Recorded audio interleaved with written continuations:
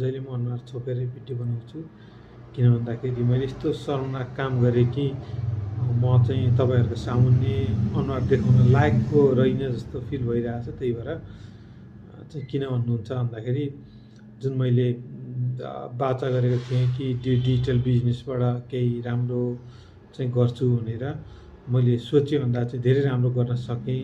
सायद त्यही भएर होला मैले आफ्नो बाचाभन्दा धेरै नै गरेँ। त्यही भएर म शर्मिन्दा छु।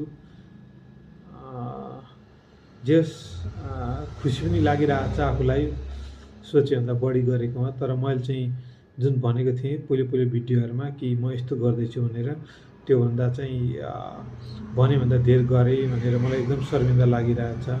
अनि जो आउनु भएको छैन, जसलाई रिग्रेट भइरहेछ, तपाईँहरू चाहिँ घरै बसेर पछुताउनु होला। किन भन्दाखेरि जो आउनुभयो मसँग जोडिनु भयो उहाँहरूलाई थाहा छ, भिडियो हेरिरहनु भएको छ र उहाँहरूले लाइक पनि गर्नुहुन्छ।